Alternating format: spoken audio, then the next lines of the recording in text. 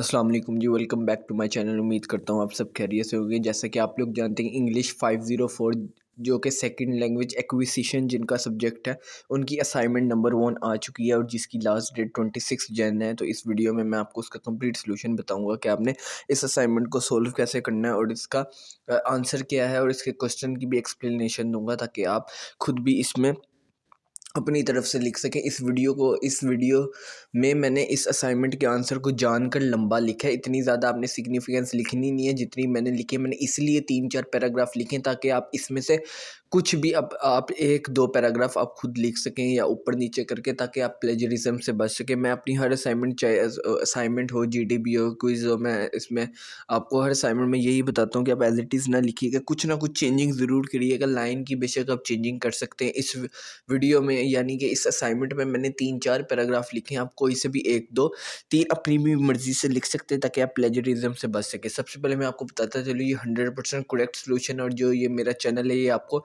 हर assignment के 100% correct solution देता है। तो अगर आप मेरे चैनल पे न्यू हैं तो लाइक शेयर सब्सक्राइब लाजमी कीजिएगा ताकि मेरी आने वाली हर वीडियो आपको मिल सके। और अगर आपको आपका कोई सब्जेक्ट हो जिसकी आपको असाइनमेंट वगैरह चाहिए हो, तो आप मुझे नीचे कमेंट में बता सकते हैं कि आप इसकी मुझे असाइनमेंट प्रोवाइड कर दें, तो मैं आपको वो भी कर देता हूँ। तो चलें शुरू करते हैं अपनी वीडियो को। सबसे पहले मैं आपको इसका क्वेश्चन समझा देता हूँ। क्वेश्चन जो हमें उन्होंने असाइनमेंट में दिया है, उन्होंने कहा है please read the material given below and discuss the significance of scaffolding for a second language learner. के सेकंड लैंग्वेज लर्नर सबसे पहले मैं आपको बता देता हूँ कि स्कैफोल्डिंग कैसे कहते हैं। स्कैफोल्डिंग एक टीचिंग मेथड है जो मुख्तलिफ लैंग्वेजेस को सिखाता है, यानी कि जो मेन बुनियाद होती है ना कोई भी लैंग्वेज सीखने की, उसको स्कैफोल्डिंग कहते हैं।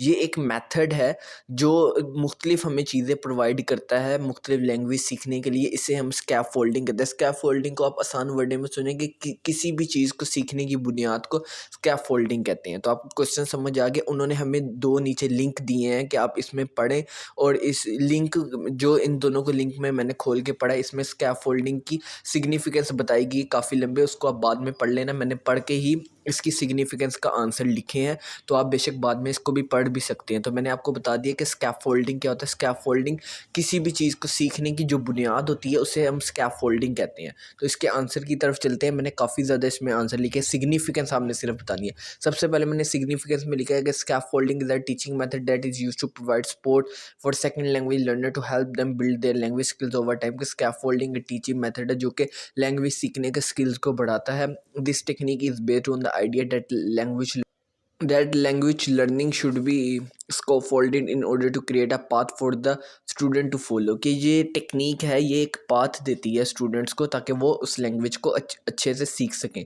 उसके बाद scaffolding is done by breaking up the task into smaller parts, providing the learner with guidance and offering support in the form of queues and hints. अच्छा, उन्होंने हमें ये बताया कि जो स्कैफोल्डिंग मेथड में अगर हमने कोई भी चीज़ या लैंग्वेज उन्हें सिखानी हो स्टूडेंट्स को, तो हम उस लैंग्वेज को पार्ट्स में डिवाइड कर देते हैं और उनके हिंट्स और क्यूज़ देते हैं ताकि वो लैंग्वेज उसको आसानी से आ सके। This allows the student to gradually build their language skills and confidence in the language. इससे जो स्टूडेंट्स के अंदर जो होता है वो उनमें कॉन्फिडेंस पैदा होता है और उनमें स्किल्स पैदा होते हैं ताकि वो उस लैंग्वेज को अच्छे तरीके से कर सके। बेसिकली स्कैफोल्डिंग का मेथड है कि किसी भी चीज़ को आपने ब्रेक पार्ट्स कर देना, यानी छोटे छोटे पार्ट्स में ब्रेक कर देना है और उसके क्यूज़ और हिंट्स देने हैं ताकि बच्चों को उस लैंग्वेज के बारे में अच्छी नॉलेज आए और अच्छे स्किल्स जो हैं वो स्टूडेंट्स में उस लैंग्वेज को लेके बिल्ड हो जाए। अगला जो मैंने इसकी सिग्निफिकेंस का पॉइंट लिखा है, the idea of scaffolding is that it provides an environment where the student can explore and learn without feeling overwhelmed. कि एक ऐसा इन्वायरमेंट स्कैफोल्डिंग मेथड में बच्चों को मिल जाता है जिससे वो काफ़ी अच्छे से सीख सकते हैं। It starts with providing the student with the necessary resources to make progress such as reading list.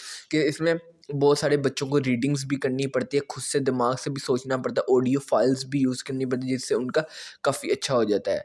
This material is then broken up into smaller chunks. जैसे मैं ऊपर आपको बता चुका हूँ कि स्मॉलर पार्ट्स में डिवाइड करते हैं और टीचर जो है वो क्यूज और हिंट्स देते हैं ताकि बच्चों को अच्छे से याद हो सके। उसके बाद नीचे पैराग्राफ है, scaffolding is an important in helping to develop the learners autonomy and self confidence कि ये जो मेथड है ये सेल्फ कॉन्फिडेंस बिल्ड करने में भी बहुत मदद देता है। The teacher can provide scaffolding by offering the student choices and encourage them to take the control of their learning के इससे बच्चे की लर्निंग में कंट्रोल भी होता है और उसका सेल्फ कॉन्फिडेंस भी बिल्ड होता है। This can done by giving the student the opportunity to make decisions, ये डिसीजंस मेकिंग में भी मदद देता है और आगे जो रिमेनिंग लाइफ होती है उसमें अगर कोई डिसीजंस वगैरह अगर बच्चा लेना चाहता है तो उसमें भी मदद करता है। मेन मेथड स्कैफोल्डिंग के breaking into the parts and then provide to student cues and hints, कि आपने क्यूज एंड हिंट्स स्टूडेंट को प्रोवाइड करने ताकि वो स्कैफोल्डिंग का जो मेथड है वो आसानी से किसी भी लैंग्वेज को सीखने में